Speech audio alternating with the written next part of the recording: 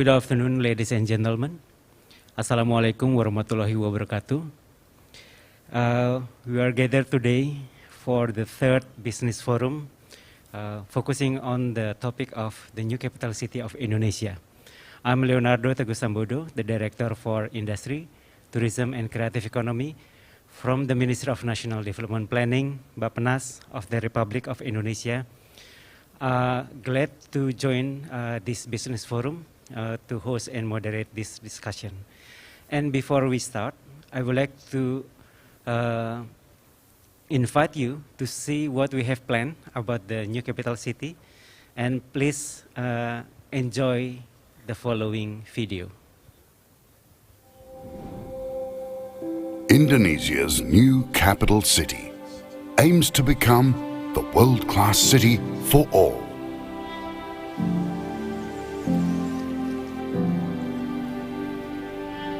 It will be constructed on 256,000 hectares of land in East Kalimantan, a strategic and geographical center of Indonesia. A new sustainable innovation center that will create a tri-city ecosystem.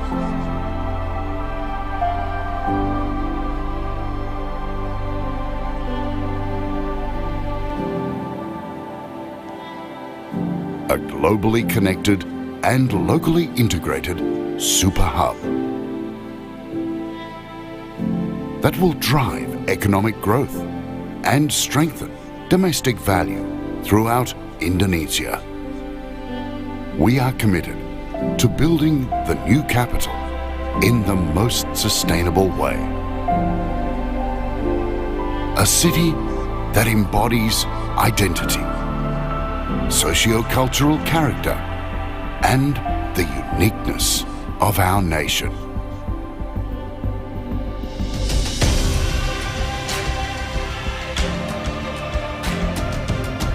The wheels of our future economic growth, which is accelerated by innovative clusters.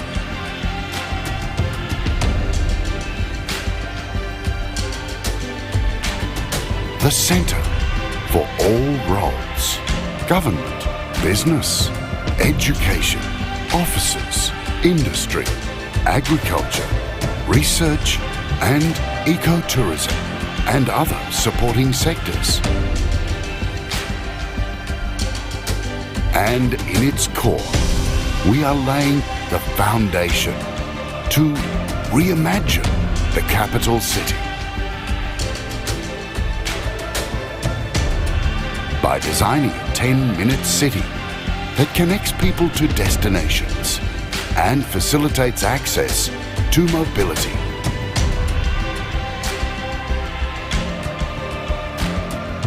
By fulfilling 100% of future renewable energy needs.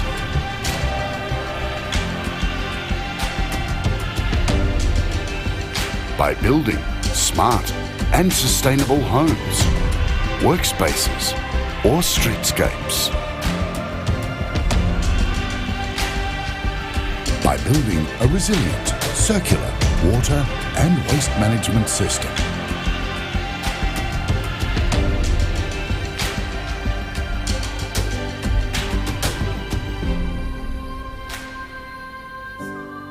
By utilizing technology-based telecommunication and information.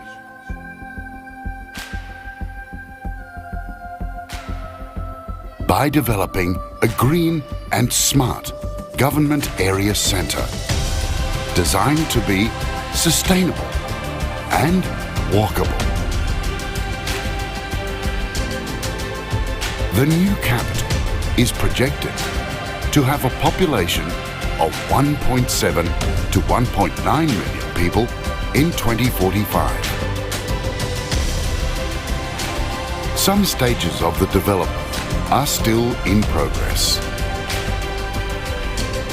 But we believe we'll achieve our goals to become a city where the communities and nature thrive. to be the world's leading city for innovation and livability. Indonesia, a world-class city for all. Reimagine new capital city. Reimagine Indonesia.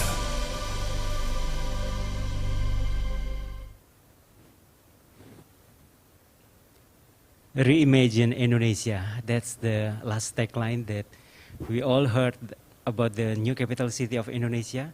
This is a big effort of Indonesia in following the president decision to move our capital from Jakarta in Java to the new location in East Kalimantan.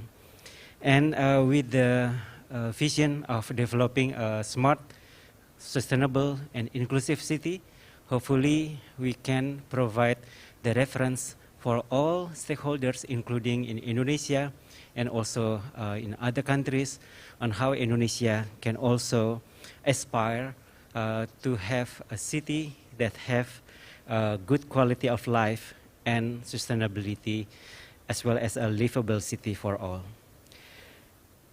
Joining us today in this discussion, I would like to welcome Ibu Tri Dewi Virgianti, the Director of Housing and Settlement from the Ministry of National Development Planning, Bappenas of the Republic of Indonesia. How are you? Good, thank you. Good. And also Mr. Eli Sufani, Smart City Expert from RMA Advisory from US, but you are based in Dubai. How are you? Good, thank you. Thank you. And both speakers will highlight us about several aspects on how we can develop a smart city in Indonesia, whether it's about the concept, the principles, success story, as well as the role of smart city in accelerating sustainable urban development outcomes, and how several smart city solutions can be applied by Indonesia in preparing the new capital city. Without further ado, I would like to invite both of you to present some information and share some information to us. And your time each is 15 minutes. And the first, I would like to invite Ibu Virgi to provide the presentation. Time is yours. Thank you, Pak Teguh.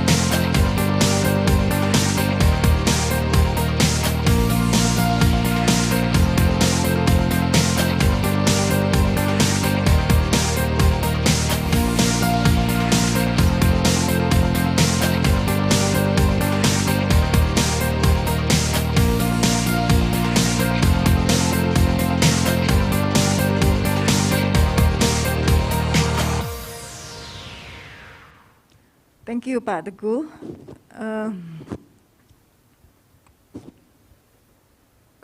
Good afternoon, maybe.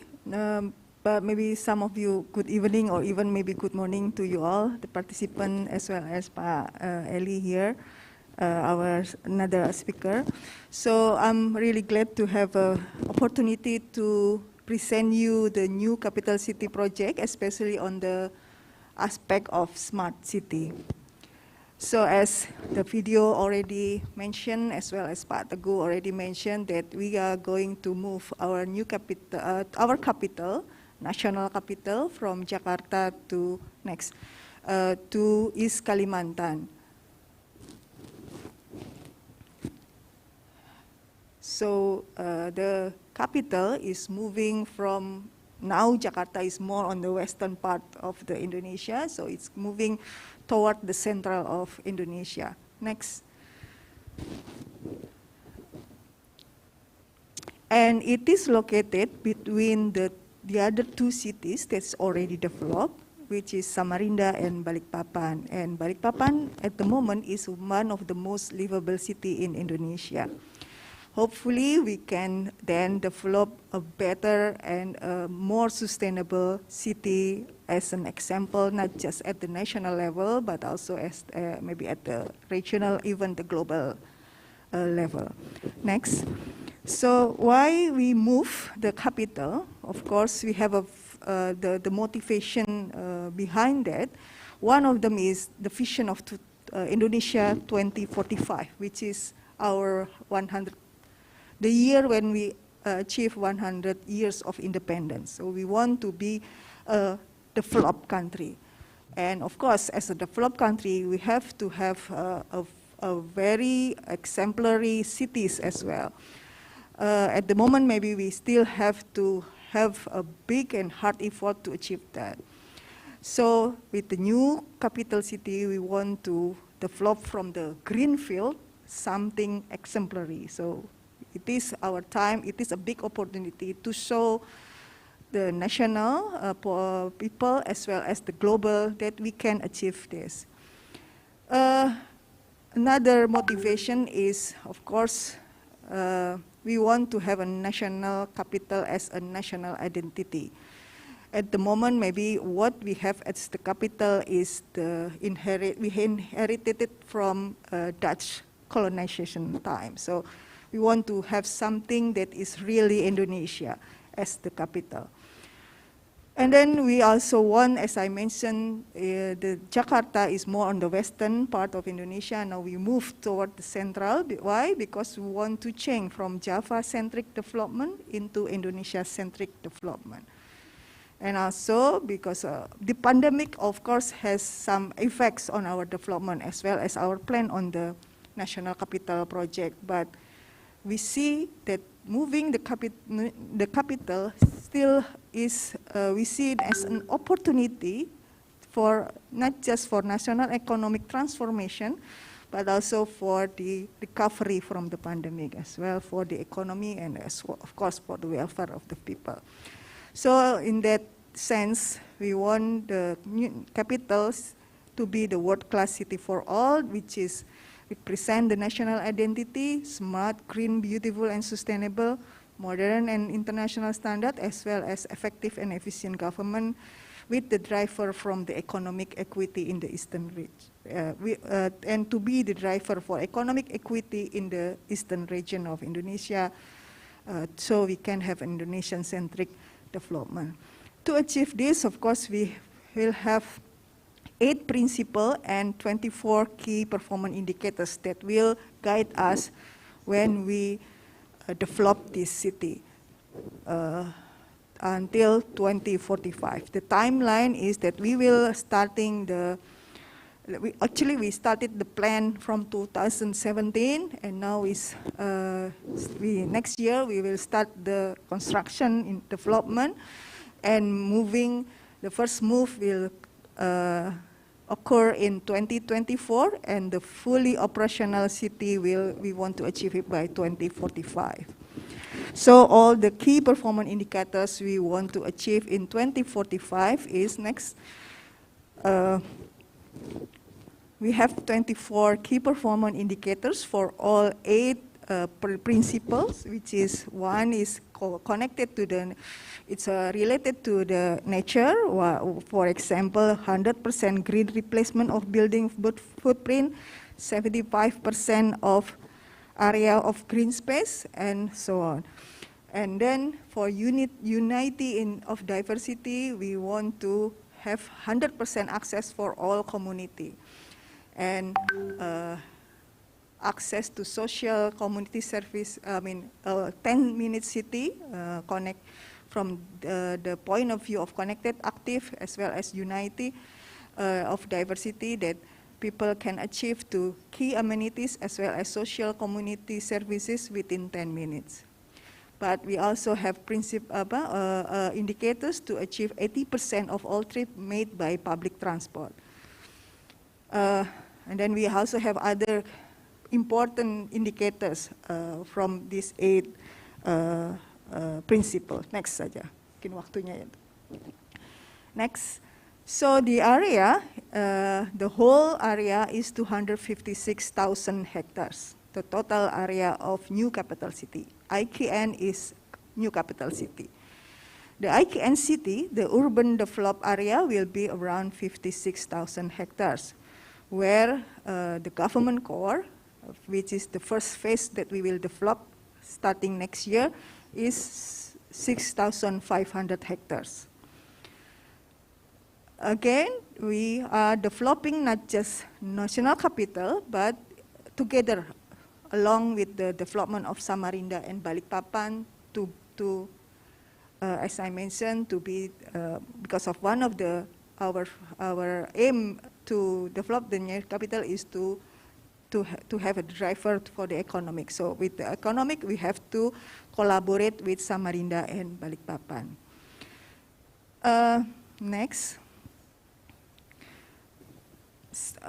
talking about smart, especially smart city, we have to begin with the smart concept itself.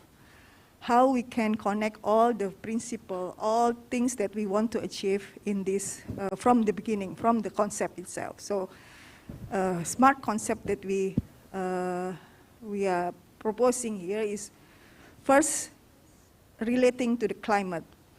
That, like for example, that we can monitor, like because of 75% of the area will be green space, like forest and so on. Then we need to make sure that we can monitor that, and to, of course, then we need to have a technology to monitor and anticipate any environmental shocks, like Kalimantan is also known as an area risk of forest fire and so on. So we need to really monitor that.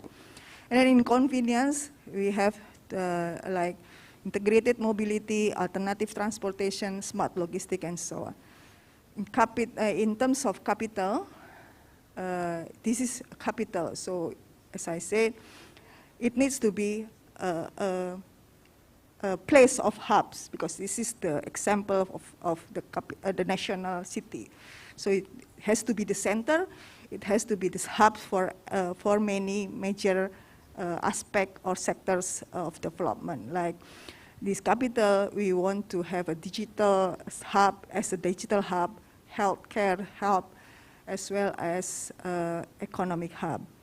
And then community, all the community needs to be connected, but also feel secure with the help of the technology and other application. Then collaboration, again, the new capital city cannot develop by itself. It needs to be collaborate with other cities around the new capital, especially Samarinda and Balikpapan. But of course, we won't also neglect the area around surrounded, especially in the East Kalimantan. Next.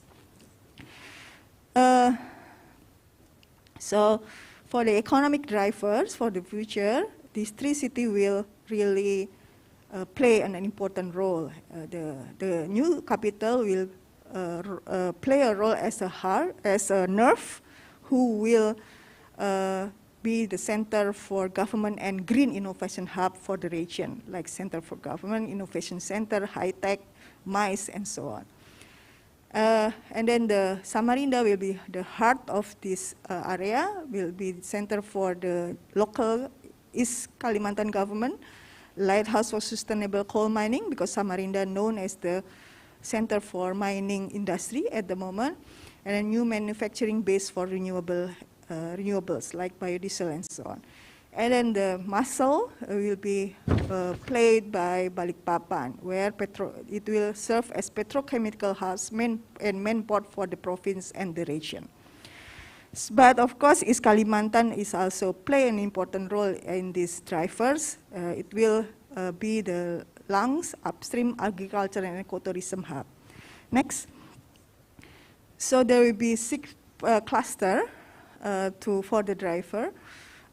And this cluster, this economic cluster or economic sector will be, some of them are really futuristic. I mean, something that we anticipate will be the new sector, a new sector that will play an important role in economic growth in the future, like the next gen renewable, electric two-wheelers, solar PV manufacturing, and then in the resilience part, we will generic API, biosimilars, and vaccines.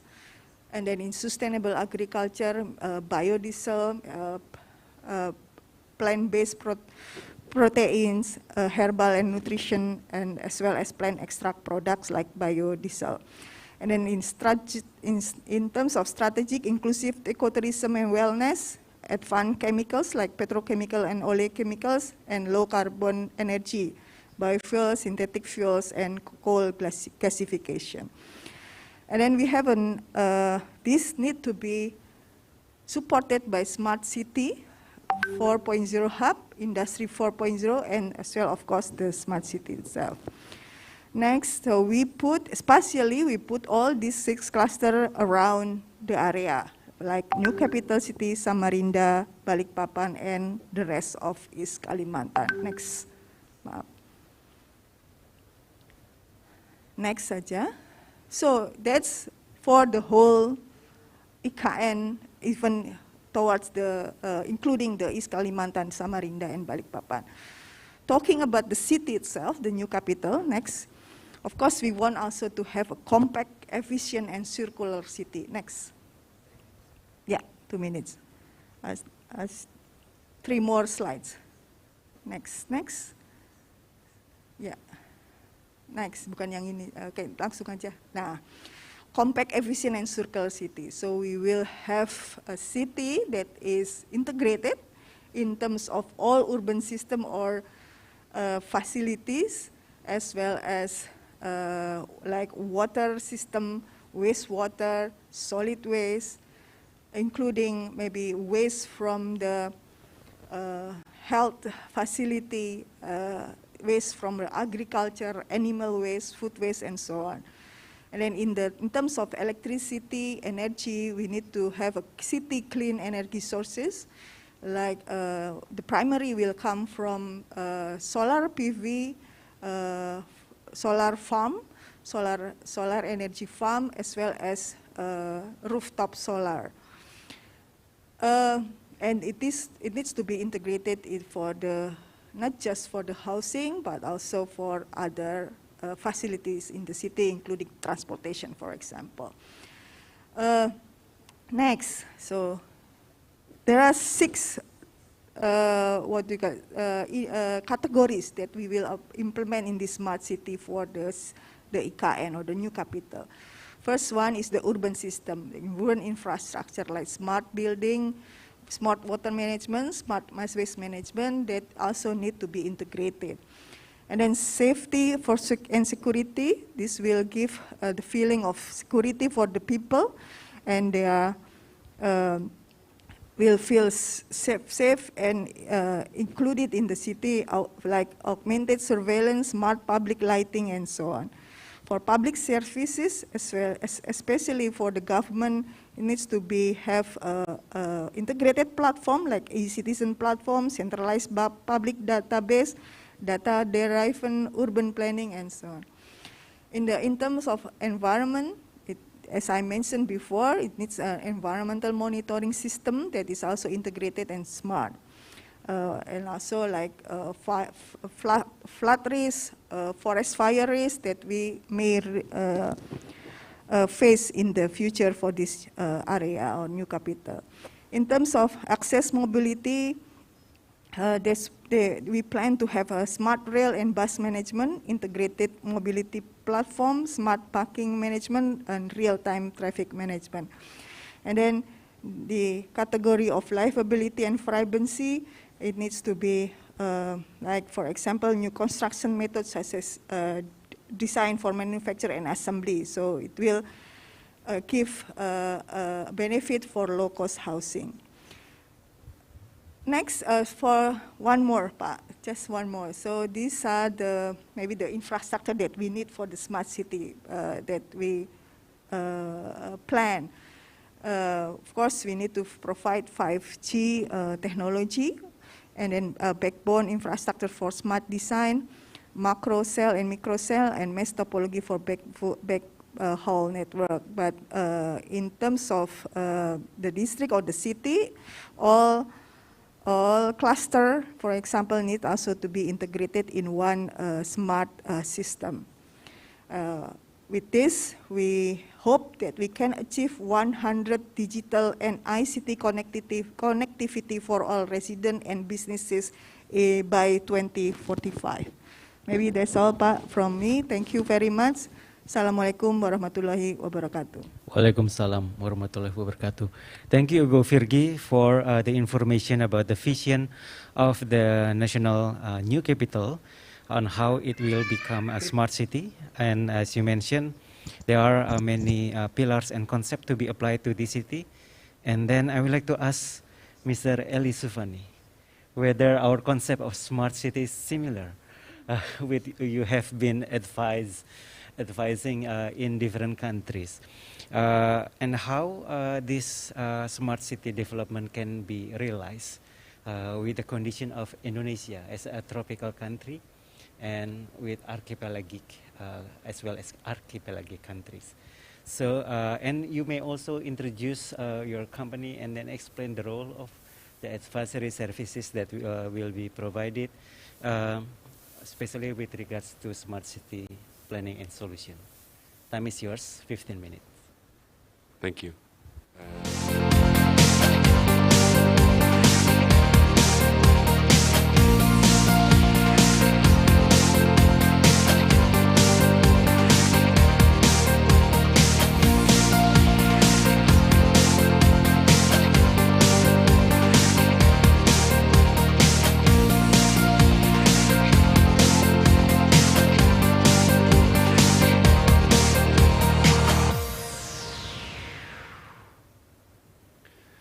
Thank you for the introduction.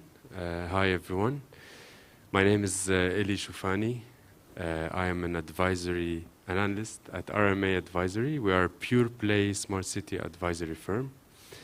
Very happy to be here with you today at the wonderful Indonesia Pavilion and part of this magnificent event of the new capital of Indonesia, the Business Forum. I had the pleasure to listen to your talk earlier. Today, I'll try to present to you a new model that RMA has been working on. It's called the Neural Model. It's a new smart city model that we use to clarify the thinking that should go behind smart city planning and operation. We are witnessing wonderful things in the world right now. I mean, an entire new capital made based on a greenfield smart city project. You don't get a lot of chances like that in your lifetime. It's really a splendid project. As smart city professionals, we tend to base our beliefs on science. And when we work based on science, things start to work. We all know Isaac Newton and Newton's laws of motion. These were discovered 300 years ago, and they revolutionized the world of physics and the world they were created in, and they still do up until this moment. But can we imagine a world that stopped at Newton's laws? Probably not. Later on, another scientist, Einstein, came up with another revolutionary theory, the theory of relativity. And suddenly things made sense in an entire new way. New applications were possible, and the world continued to develop. But also, can we say the world can stop at that theory? Probably not. It is the best that we knew at the time. Now let's talk about smart cities. Smart cities is a very new concept. Not a lot of people know about smart cities in detail yet. The concept of smart cities started back in the 60s. Where technology was starting to find its way into our life, into our cities, and technology was already finding solutions for many of the urban challenges that we had at the time. Technology providers who aimed to provide a product and to sell and to make profits tried to define smart cities as a place where technology can make everything better. A utopic place, a utopic city. And suddenly, cities of the future appeared as if they are from a movie or from a sci-fi film. Flying cars and people movers and things like that. But what happened next?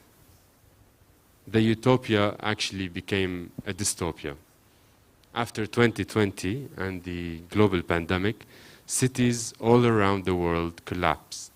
What we thought was the best and the smartest cities in the world literally failed facing a pandemic, and not only in healthcare or in areas related to the pandemic directly, but also in other areas such as the environment, unemployment, water, sanitation, pollution. All these areas are places where smart cities around the world failed. Why is that?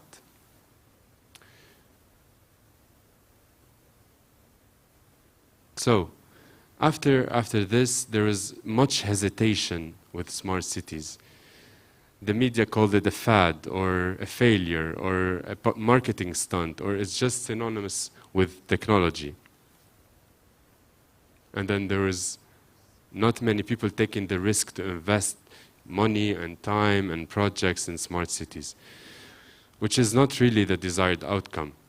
So, there's a saying in English that says we couldn't see the forest for the trees, but in our case, it's clear that we couldn't see the city for the buildings. A city is not a sum of buildings and roads and bridges. It is a complex network and a complex sum of layers. The way the technology providers tried to define a smart city was two-dimensional. It was limited. It did not really simulate the concept of a smart city. So it got us thinking, what does smart really mean? What does the word smart really mean in smart city? Well, smart can mean intelligent. It could also mean street smart. But street smart is not always a positive thing. And cities has to be good. They have to be good first and then smart. Intelligence is made of three parameters or three concepts. The first is reasoning, which is the cognitive ability to come up with logical conclusions. The second is problem solving, which is the ability to overcome obstacles and create solutions. And the last one is learning. Basically, without learning, we would always be solving the same problems with the same solutions and not able to solve any new problems. We believe if a city manages to have all three elements of intelligence, then it would actually be a smart city, which takes us to the Darwin definition of evolution and survival of the fittest. Actually, it was survival of the most agile and not survival of the fittest. And if we get our cities to be agile, then they will be truly smart cities. How do we do that? This brings us to our model, which is called the neural. We believe that connections within a city are more like neural connections and not 2D linear connections. The neural is made of layers, 6 layers to be exact.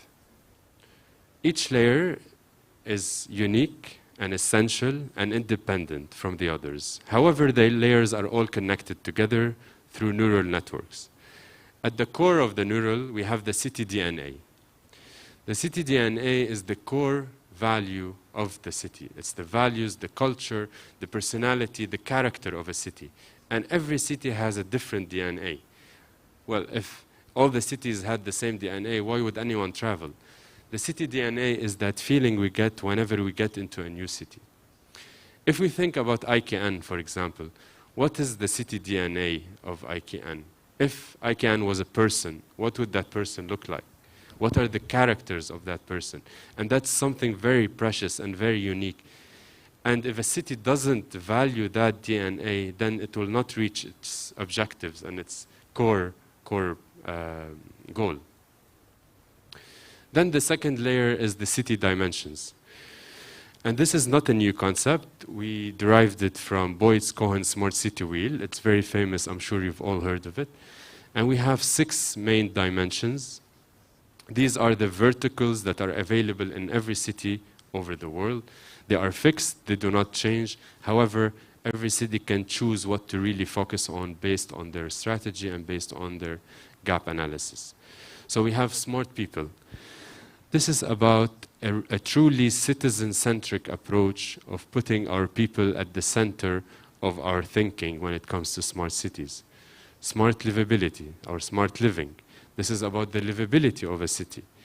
about the quality of life, smart government, which is the sum of policies and processes that are in place to make a smart city a truly smart ecology that will make other processes work. We have smart environment. It's the way we use our resources and we care for the environment. Smart economy, which is the investment and opportunities available in a smart city. And finally, smart mobility, which is the way we help the citizens of a city commute and be mobile in the best way. Now we go to the third layer of the neural, which is what we call the foundational technologies. This is all the technologies that are used in every single use case. These are the technologies that every government and city must invest in order to create the right technological ecosystem. We start with hyperconnectivity. Everything must be connected. After all, what's the point of having any application, even an app, if the people of the city cannot use it, if they're not connected to the internet? Second, we have distributed infrastructure. Now that we have everything connected, what do we do with the information and the data? This is about storage, processing, and accessing data. And thirdly, we have computing power. This is still a concept at the moment, but it is something to invest in for the future to enable the rest of the technologies. Next, we go to the fourth layer, which is the urban pillars. These are the verticals within each of the dimensions. And we see, as we go far from the center, we see that the model becomes more kinetic. So we had the city DNA, which is fixed and unchangeable, and then we had the city dimensions, also fixed, and the foundational technologies. The pillars are more a bit of a moving structure. So for example, in smart people, we have heritage, we have inclusive society, we have all these different pillars that can be weighed differently based on a city. So for example, for IKN, we see that heritage is very important. Smart environment is very important. Every city must go through this exercise to decide where to put the weight. After that, we go to the fifth layer, which is the edge technologies.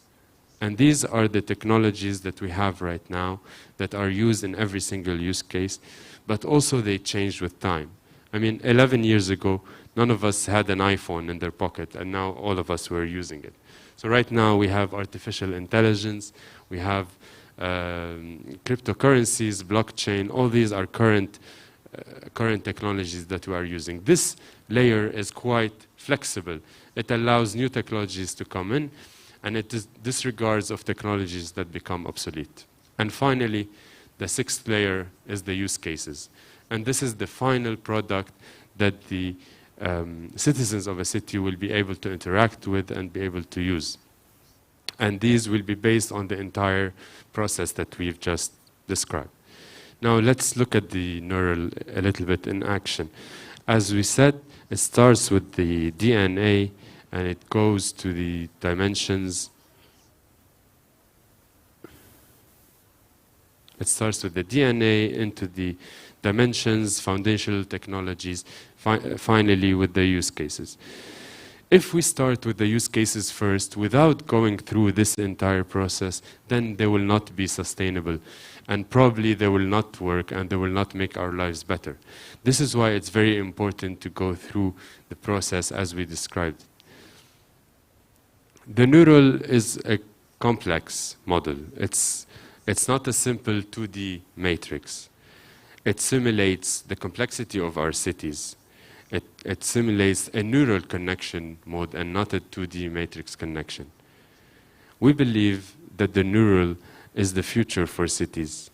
And cities need to be agile in order to survive the challenges that are coming ahead. Thank you. Thank you. Very inspiring. Thank you, Mr. Sufani, for the inspiration. And this is a neural concept. This is the first time I heard about the concept, and hopefully we can be enlightened with this concept, and let's discuss then. And for those who are joining us through Zoom, you can put your question in the chat box, and I will read your question, and then please mention your name and your institution, and later on, and maybe you have a specific question for one or both speakers. Could you enlarge the...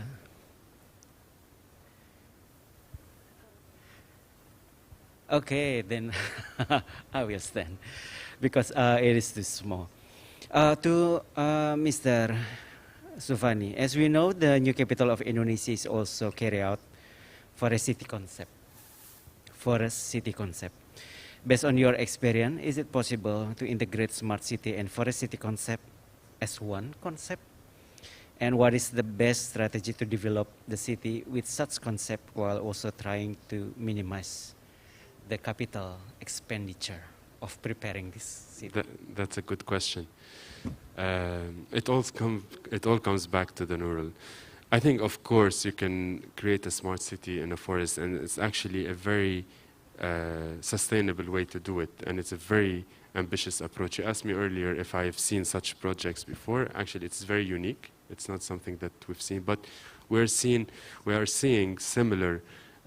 Maybe not forests, but in the desert, we are seeing a lot of projects right here in the Middle East. So if it's possible to create in less than 10 years a smart city in the desert of Saudi Arabia, which is the goal, then it is very possible to create a smart city within a forest.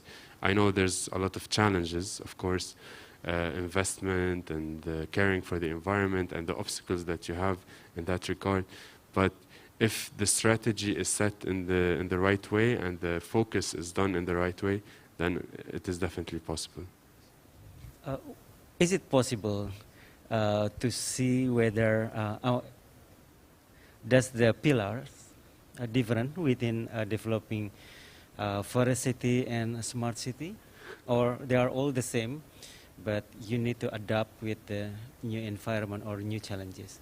Yeah, the pillar, they are all the same for every city. However, the focus, I mean, cities can choose to do everything. We can say we're going to do all 30 pillars or all 6 dimensions, and it's a little bit unrealistic. The focus and the targeting is very important.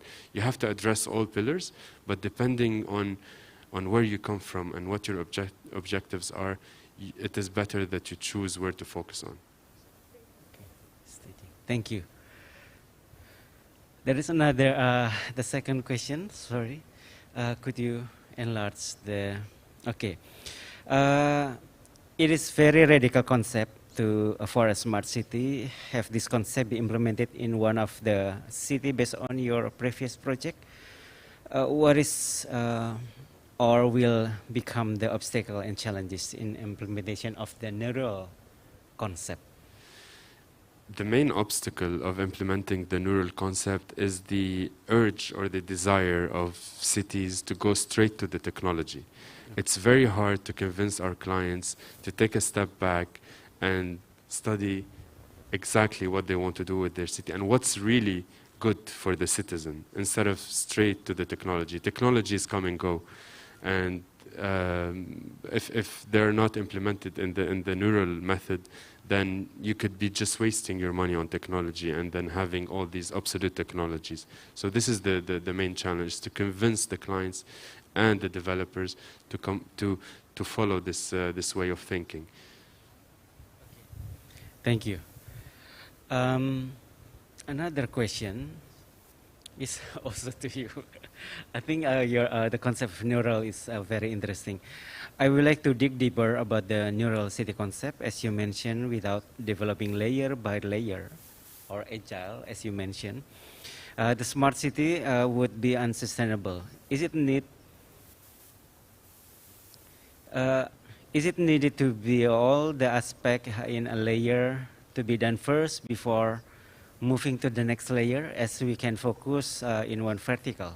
Let's say we just focus on smart government first, so we can get it right, and then we move into the next layer. Very detailed question. Yeah. That's good. it is important to move layer by layer, because this is the progress. If you skip the city DNA layer and you go to the pillars layer, you're going to have to come back and revisit. But within the same layer, you can go across the verticals. So you can work on the smart government, work on the smart environment almost at the same time, because they are connected anyway. But yes, the progression of the layer is absolutely essential. Now I would like to go back to Ibu Virgi. Does the current master plan also have that kind of approach that will build the city, smart city, layer by layer? Well, looking at the concept of neural smart city, I think we have the DNA already. We know what we want to do, like the vision, the KPI, and so on. I think that's the DNA. And then the second layer is what? Technology backbone. I mean, the dimensions. The technology backbone. So we are preparing that. Next year, maybe it started to be constructed. I mean, the backbone for 5G networking and so on. But after that, what was? Model. Models means the smart city model and the pillars. I think the dimensions. You had the dimensions, foundational technologies, and urban pillars. You had the ICT infrastructure. Yeah. Then the pillars. I think what we're gonna do is to do the smart government first, because what we move for the first phase is the government offices and the government employee. So, but of course it will also. Because it's about smart people as well. That is where the government is consisted of people as well. So it's a bit maybe both of smart government as well as smart people in terms of pillars. So maybe that's our priority. Although I think that's what we maybe step by step, when it is quite mature, maybe then we can move to another pillar of. I think that's what we also want to achieve. But of course, we haven't really. The step by step. I mean, I think it's in the master plan, and then we will do the pillar on. Of course, we still have the mobility, smart mobility in terms of servicing the population, the existing, the first phase of. Population that will move, still we need to serve with the smart mobility as well. So it's step by step, but maybe some of them are overlapping. It is very interesting to see the level of thinking that's Right. happening. And you're right, it does seem from the presentation that you have really started with the city DNA and to fit within the culture and the heritage and the environment that it's in. And you're right, smart government is something essential to start with, but you have to keep focus for the other ones as well. Yeah, so maybe some of them are overlapping. So we'll try, and then of application and so on. I mean, the edge technology, we will still have to do the study and to do the research to choose which one is the most suitable with our vision. Okay. Thank you, Ibu Virgi and Pak Ali. There are two interesting questions. I think this is the last question that I can raise to you. The first one is from Brian for SSEAWP, International Indonesia Incorporated. Thank you for such an inspiring presentation. And my question is, Indonesia is part of ASEAN, is having many policy agendas and initiatives in terms of urban development. Yeah, for example, there are many. For example, do you think we should consolidate and implement those plans to not just optimize the environmental and social impacts, but also for economic impact? Yeah, for example, real estate and commercial property. Yes, that's a good question. It seems like there's many master plans or many initiatives that were done in the past, and this is done through communication. And many cities are doing this, and they are getting their master plans reviews. I think maybe a senior advisory board can be a good solution to get the communication started and to have all these plans consolidated in one place and referenced with the main strategy of IKN. it has to fit within the strategy. Otherwise, it will not be coherent. So the next question is related to the neural concept. Is there any good practices already available? And if it is implemented in Indonesia, how do you imagine in 3 years? Well, the neural, yeah, sorry, carry on. Yeah. The neural concept is very new, but the people behind it are practically have been working in smart cities for the last 30 years, which are the associates of RMA. So even though it hasn't been applied on many projects yet, it does come from project applications, and it actually comes from lessons learned. So we've learned the lesson not to apply technology first, and this is why the neural is really rich with a lot of experience. Okay, thank you. I think we have one question from the audience that also present in this room. Ibu Vivi? Do you have? Okay. I'll come to you, Bu. Thank you, Pak Teguh, for the opportunity. And thank you also to Ali for very inspiring, and Bu Virgi. I have a follow-up question actually in regard to the goal 11 of the SDGs, who center on the livable cities. So back to your concept, the neural concept, I wonder if it also consists of layers on the soft areas like human skills, culture, including also some problematic situation like inequality, imbalances. So how would you consider all those problems, so-called problem, to get every layers smart and function well? Thank you. Thank you, Ibu Vivi. Thank you for the question. So part of the development of the neural, we did at some point compare and reference the United Nations Sustainability Development Goals, and we managed to fit them in the neural. So all of them are referenced, especially the livability of a city and inclusive society, which is it's a very important subject to us personally as RMA. In the smart people dimension, we have a section about inclusive society. But the special thing about the neural is that it's not a fixed model. It's not similar to the 2D matrix where you have a problem and you have a solution or you have a list of solutions. The neural is the same way the brain works. The more connections you create between the different layers, the more intelligence you have. The same way with the neural. We try to make it as fluid as possible. And as the city grows and as our society grows, our goals change as well. So these connections could change and could grow as well to focus more on what the city needs in terms of equality, inclusive society, and similar subjects. The question now on the energy side. As you may also aware, based on Ibu Virgi explanation, that the new capital city will be developed between two existing cities. Balikpapan is the center for oil and gas, while Samarinda is the center for mining, particularly for coal mining. So, what will be the strategy to implement this the concept of building the city that aspires the lead to the transformation to a clean energy city, and whether this is also a part of the neural concept? Yeah. Yes, this is much down the line. It's a more detailed question, and of course it's very interesting the fact that there's three different areas collaborating, one for energy, one for government. This is an answer for, I think, for the city to really answer.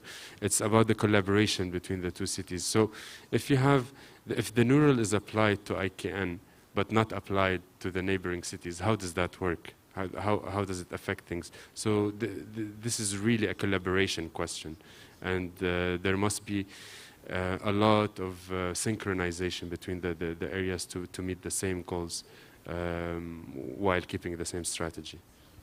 Bu Virgi, do you have any response? Yeah, what is the strategy in building a city that aspires to lead the clean energy while being located near the quite dirty, maybe quite dirty at the moment. But of course, as I mentioned, we still see one of the sector that we will still develop in the future, especially when East Kalimantan is very rich in mining materials. I mean, so we will still do the coal mining, but in more sustainable way. So, and we hope that the coal mining in this area will be the lighthouse, an example for others. But, and also as it is closer to the capital, we will, with the help of technology, with the help of smart approach, we can also monitor that in a more accurate way, in more sustainable way to monitor the operation of the mining in the area as well. So we will move toward a more sustainable, even the sustainable mining way to do in the future. Thank you, Ibu Virgi. There is another one. Is it still available in 2 minutes? 2 minutes. Okay. 2 questions. Okay. I can take 2 questions. The first one, this is interesting. Is there any income level requirement for a country to develop a smart city? Because there is a question that whether we should achieve a certain level of income before we can realize a smart city? I personally, I don't think so. I think if the society is inclusive and equal, and there's the basic needs are sufficed, and the strategy meets the requirements of the citizens of a city, then the income level is not really an important factor. I'm not sure if you agree with me. Yeah, I agree so much, because we want, as one of the DNA of the new capital city is an inclusive city. It's a city for everybody. But of course, we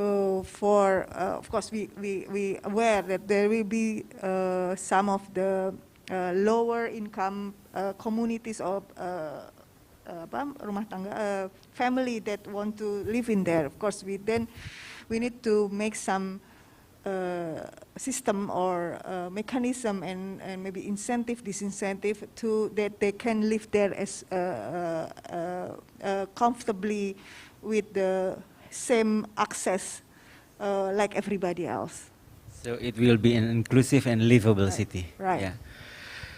I think that is all for our discussion today. It's very insightful and it is very interactive. Thank you for all of the participants that and also Ibu Vivi here for raising the question. Hopefully this will also started our discussion, further discussion about how we can contribute to the planning of the new city, the new capital city, and hopefully the information that we discussed, we shared today will enrich our knowledge, and later on we will invite you again for our next event, maybe not this year, but next year, Ibu, as Indonesia Pavilion will also host the new capital city topic for in Dubai World Expo next year.